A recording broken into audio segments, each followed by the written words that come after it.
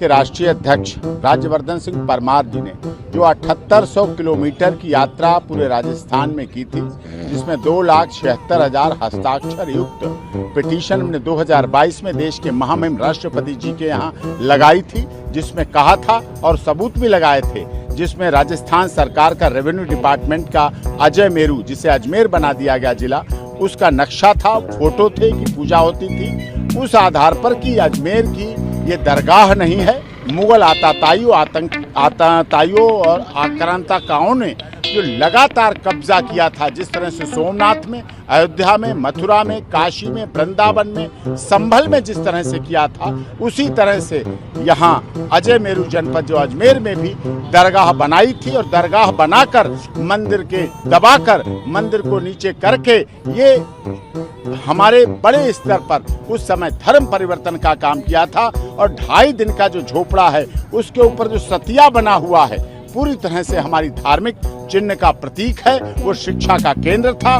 पृथ्वीराज चौहान के वंशज, जो पृथ्वीराज चौहान की राजधानी रही अजय मेरू, उनके वंशज वहाँ पूजा अर्चना करते थे, महाशिवरात्रि पर करते थे, हर पवित्र त्योहार और अवसर पर करते थे, सोमवार को भी करते थे। और आज भी हम लोगों ने महाराणा प्रताप की पुण्यतिथि पर सबसे पहले सुबह उनको पुष्प अर्जित किए और पुष्प अर्जित करके पुष्कर धाम में नहा के, ब्रह्मा जी के नहा के वहाँ स्नान की, फिर महाराणा प्रताप जी को पुष्प अर्पित किए। उसके बाद कोर्ट आए। हमारी याचिका पर आज सुनवाई होना निश्चित थी। पहले हमारी याचिका पर सुनवाई सुबह 12 बजे हुई। 12 बजे के बाद पूरे सारे रिकॉर्ड के साथ डिटेल बहस के साथ 2:30 बजे के लिए फाइल पुटअप की गई। और मैं माननीय न्यायालय का, जिला न्यायालय का धन्यवाद करता हूं।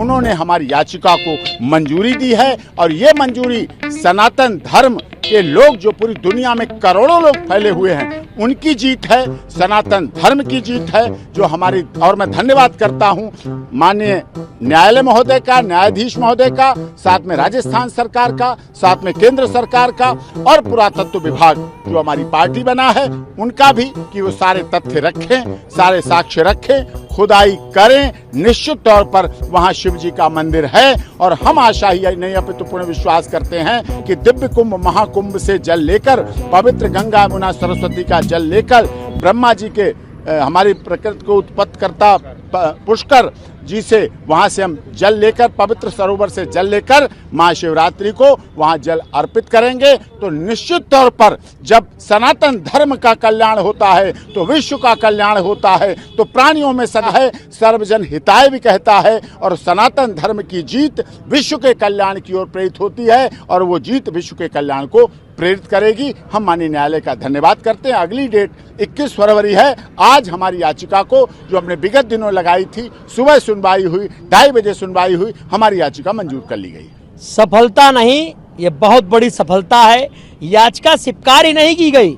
मुख्य पक्षकार का न्यायालय ने जो सम्मान देने का काम किया है, आज वह 7800 किलोमीटर की जो यात्रा हमने राजस्थान के विभिन्न जिलों में की थी, जो हल्दी घाटी की माटी लगाकर, हल्दी घाटी में महाराणा प्रताप जी की पुण्यतिथि 19 जनवरी से मैंने जो प्रारंभ की थी, और उसके तहत मैंने राष्ट्रपति, मुख्यमंत्री, तमाम जगह याचिका लगाई।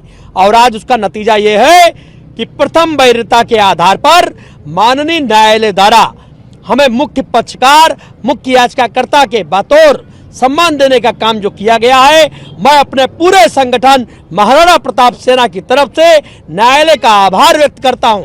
और आने वाले दिनों में निश्चित तौर पे यह सोचता हूं कि अब कुंभ 12 साल बाद इलाहाबाद में लगेगा।